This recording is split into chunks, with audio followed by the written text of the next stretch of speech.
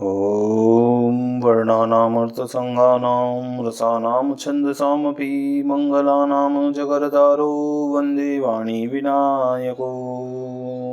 नारायणं नमस्कृत्य नरं चैव नरोत्तमं देवीं सरस्वतीं व्यासं ततो जयमुदीरयेत्। गुरुर्ब्रह्मा गुरुर्विष्णु गुरुर्देवो महेश्वर गुरुर्साक्षात् परब्रह्म तस्मै श्रीगुरुवे नमः।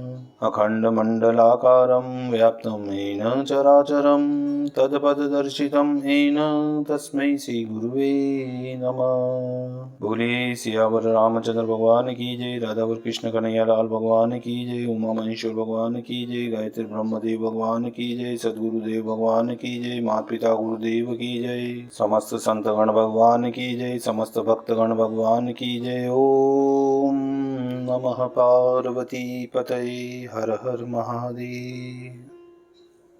तो मित्रों और आप सभी श्री नरसिंह पुराण के श्रेष्ठ रसिक जनों श्रोतागणों, अब तक हमने श्री नरसिंह पुराण की कथा को नियमित रूप से क्रमबद्ध रूप से श्रवण किया है, कीर्तन किया है, मनन किया है, भजन किया है।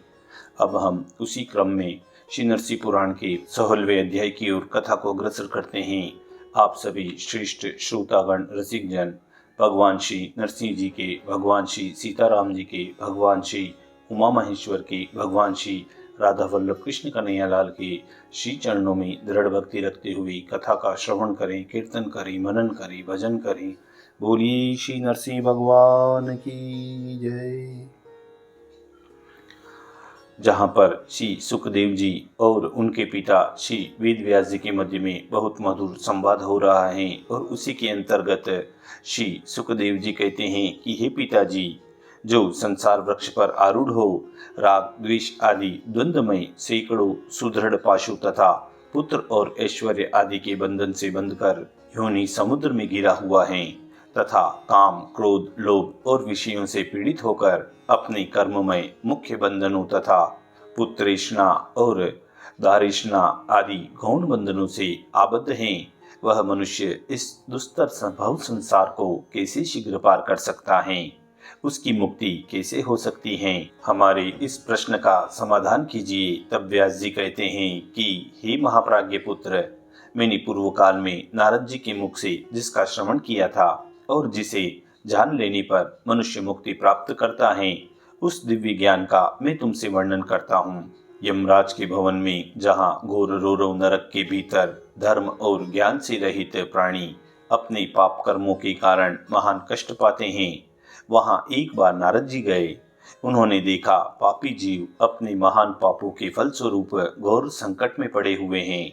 यह देखकर नारद जी शीघ्र ही उस स्थान पर गए जहां त्रिलोचन महादेव जी थे। वहां पहुंचकर सिर पर गंगा जी को धारण करने वाले महान देवता शूलपाणी भगवान शंकर को उन नारद जी ने विधिवत प्रणाम किया और इस प्रकार पूछा। नारद जी बोले कि हे भगवान, हे महादेव, जो संसार में महान द्वंद्वों, शुभाशुभ काम भोगों और शब्दादि विषयों से बंधकर छहों उर्मियों द्वारा पीड़ित हो रहा है। आहा, देखिए यहाँ ऊपर एक शब्द आया है, छहों उर्मियों द्वारा। तो ये 6 उर्मियां कौन सी हैं? तो उसे इस प्रकार समझना चाहिए, भूख, प्यास, जरा, मृत्यु, शोक और मोह, यह 6 दुख उर्मी कहे गए हैं।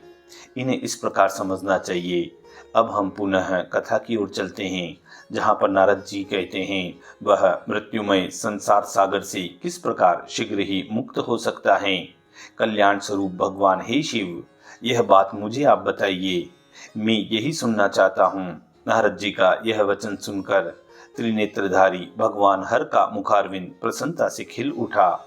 वे उन महर्षि से बोले, श्री महेश्वर कहते हैं कि हे मुनिश्रेष्ठ, हे नारद जी, सुनो, मैं सब प्रकार के बंधनों का भय और दुख दूर करने वाला गोपनीय रहस्यभूत ज्ञानामृत का वर्णन करता हूँ। तृण से लेकर चतुरानंद ब्रह्मा जी तक जो 4 प्रकार का प्राणी समुदाय हैं, वह अथवा समस्त चराचर जगत जिनकी माया से सुप्त हो रहा है, उन भगवान विष्णु की कृपा से यदि कोई जाग उठता है, ज्ञानवान हो जाता है, तो वही देवताओं के लिए भी दुस्तर इस संसार सागर को पार कर जाता है। जो मनुष्य भोग और ऐश्वर्य के मद से उन्मत्त होकर और तत्व ज्ञान से विमुख हैं, वह संसार रूपी महान पंख में उस तरह डूब जाता है जैसे कीचड़ में फंसी हुई बूढ़ी गाय, जो रेशम के कीड़े की भांति अपने को कर्मों के बंधन से बांध लेता है। उसके लिए करोड़ों जन्मों में भी मुक्ति की संभावना नहीं होती। इसलिए हे नारद, सदा समाहित चित्त होकर सर्वेश्वर अविनाशी देव भगवान विष्णु का सदा भली भांति आराधन और ध्यान करना चाहिए, जो सदा उन विश्व स्वरूप आदि अंत से रहित सबके आदि कारण आत्मनिष्ठ अमल एवं सर्वज्ञ भगवान विष्णु का ध्यान करता है, वह मुक्त हो जाता है। जो विकल्प से रहित अवकाश शून्य प्रपंच से परे रोग शोक से हीन एवं अजन्मा है, उन वासुदेव सर्वव्यापी भगवान विष्णु का सदा ध्यान करना और पुरुष संसार बंधन से मुक्त हो जाता है। जो सब दोषों से रहित परम शांत अच्युत प्राणियों की सृष्टि करने वाले तथा देवताओं के भी उत्पत्ति स्थान हैं, उन भगवान विष्णु का सदा ध्यान करने वाला पुरुष जन्म मृत्यु की बंधन से छुटकारा पा जाता है। जो संपूर्ण पापों से शून्य प्रमाण रहित लक्षणहीन शांत तथा निष्पाप हैं, उन भगवान विष्णु का सदा चिंतन करने वाला मनुष्य कर्मों के बंधन से मुक्त हो जाता है।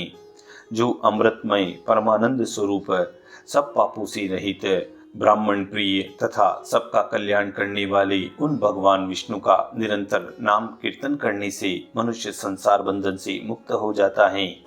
जो योगों की ईश्वर पुराण प्राकृत देहदीन बुद्धि रूप गुहा में शयन करने वाले विषयों के संपर्क से शून्य तथा अविनाशी हैं, उन भगवान विष्णु का सदा ध्यान करने वाला पुरुष जन्म मृत्यु के बंधन से छुटकारा पा जाता है।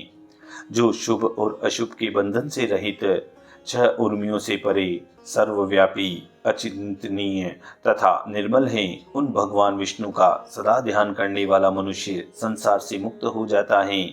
जो समस्त द्वंद्वों से मुक्त और सब दुखों से रहित हैं, उन तर्क के अविषय अजन्मा भगवान विष्णु का सदा ध्यान करता हुआ पुरुष मुक्त हो जाता है। जो नाम गोत्र से शून्य अद्वितीय और जागृत आदि तीनों अवस्थाओं से परे तुरीय परम पद हैं, समस्त भूतों के हृदय मंदिर में विद्यमान उन भगवान विष्णु का सदा ध्यान करने वाला पुरुष मुक्त हो जाता है।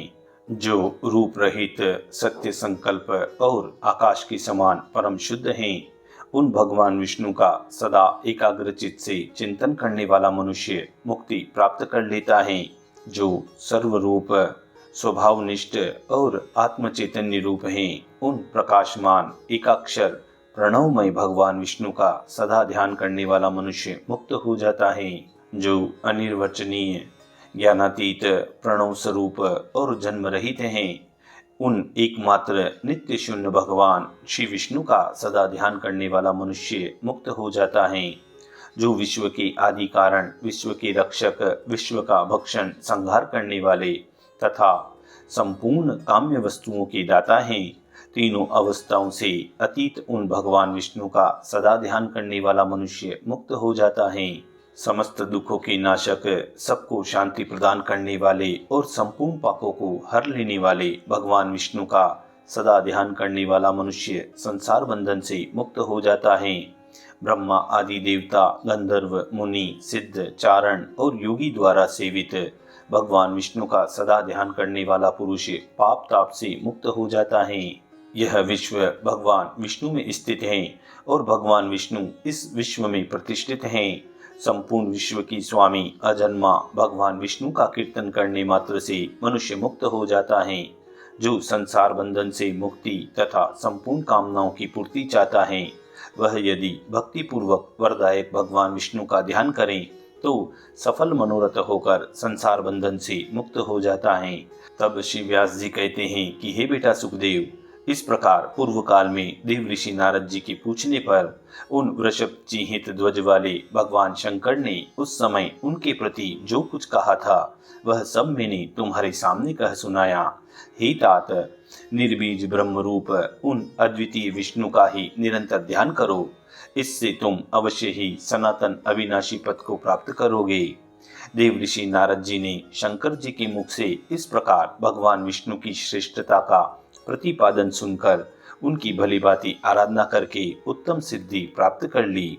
जो भगवान नरसिंह जी में चित्त लगाकर इस प्रसंग का नित्य पाठ करता है, उसका 100 जन्मों में भी किया हुआ पाप नष्ट हो जाता है।